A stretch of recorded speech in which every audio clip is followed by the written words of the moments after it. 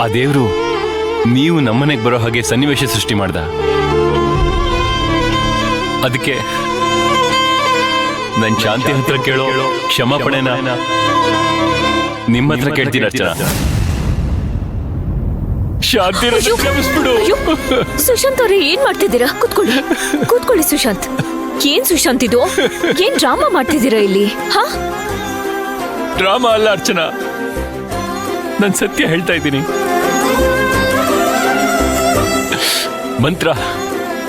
ಮಂತ್ರ ಎಲ್ಲ ವಿಷಯಕ್ಕೂ ನನ್ನನ್ನು ಬ್ಲಾಕ್ ಮೇಲ್ ಮಾಡ್ತಾ ಇದ್ದಾಳೆ. ನಾನು ಮಾಡಿದ ದೊಡ್ಡ ತಪ್ಪು ಯಾವುದು ಅಂದ್ರೆ ಶಾಂತಿ ಹೆಸರಲ್ಲಿ ಬರೋ ಇನ್ಶೂರೆನ್ಸ್ ದುಡ್ಡನ್ನ ಬಿಸ್ನೆಸ್ ಕನ್ವರ್ಟ್ ಮಾಡಿದ್ದು.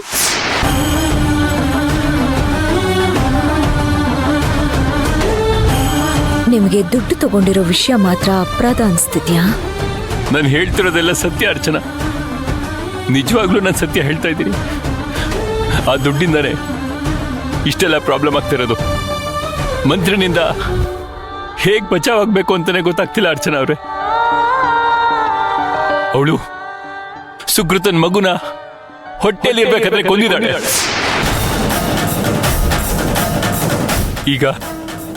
ಈಗ ನನ್ ಏನ್ ಭಯ ಗೊತ್ತಾ? ಅವಳು ನನ್ ಮಗು ರಾಘವ್ನ ಏನ್ ಮಾಡ್ತಾಳೋ ಅನ್ನೋ ಭಯ ನನ್ನ ಕಾಡ್ತಾ ಇದೆ. ಅದನ್ ಬೇರೆ ಬಾಯಿ ಬಿಟ್ಟು ನನ್ ಮುಂದೆನೆ ಹೇಳಿದಾಳೆ, ನಿಮ್ ಮನೆನ ಸರ್ವನಾಶ ಮಾಡ್ತೀನಿ ಅಂತ ಹೇಳಿದಾಳೆ. ಏನ್ ಮಾಡ್ಬೇಕು ಅಂತ ಗೊತ್ತಾಗ್ತಿಲ್ಲ. ಸುಶಾಂತ್, ಸ್ವಲ್ಪ ಕೂಲ್ ಆಗಿರಿ. ಇವಾಗ ಏನ್ ನಿರ್ಧಾರ ಮಾಡಿದ್ದೀರಾ ನೀವು? ಅವಳ ಕುತ್ತಿಗೆಗೆ ತಾಳಿ ಕಟ್ಟೋದಕ್ಕೆ ನಂಗೆ ಕಲ್ಪನೆ ಕೂಡ ಮಾಡ್ಕೊಳಕ್ಕಾಗಲ್ಲ ಅರ್ಚನಾ.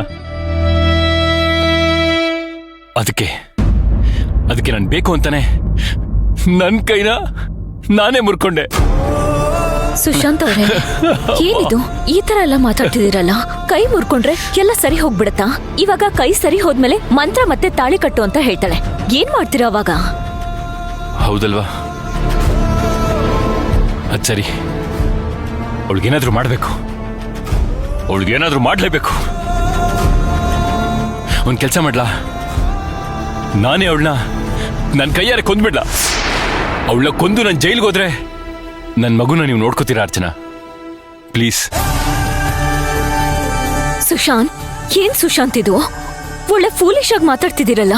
ಮೊದಲು ಆ ಮಂತ್ರದಿಂದ ಹೇಗ್ ಸೇಫ್ ಆಗ್ಬೇಕು ಅಂತ ಯೋಚನೆ ಮಾಡ್ಬೇಕು ಸುಶಾಂತ್. ಆಗ್ಲೇ ಅದಕ್ಕೆ ಪರಿಹಾರ ಸಿಗೋದು. ಸುಮ್ನೆ ಸಿಲ್ಲಿಯಾಗೆಲ್ಲ ಯೋಚನೆ ಮಾಡ್ಬೇಡಿ ಪ್ಲೀಸ್. ನೋಡಿ, ಸ್ವಲ್ಪ ಹೊತ್ತು ರೆಸ್ಟ್ ಮಾಡಿ, ಮಲ್ಗೆ.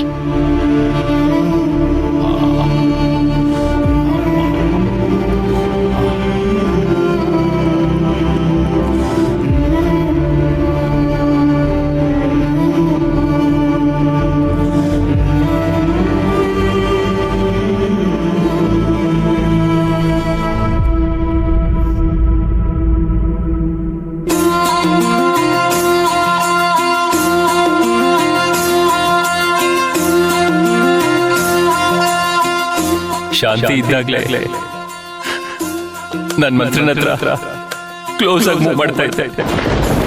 ಊರ ಕಣ್ಣು ಯಾರ ಕಣ್ಣು, ಮಾರಿ ಕಣ್ಣು ಓರಿ ಕಣ್ಣು,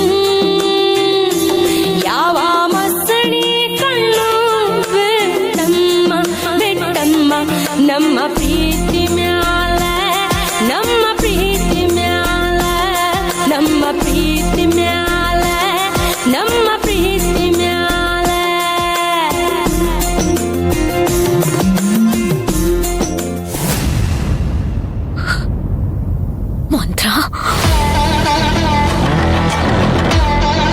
ಮಂತ್ರ ಎಲ್ಲದಕ್ಕೂ ಕಾರಣ ಮಂತ್ರ. ಇನ್ನವಳನ್ನ ಸುಮ್ಮನೆ ಬಿಡಬಾರ್ದು.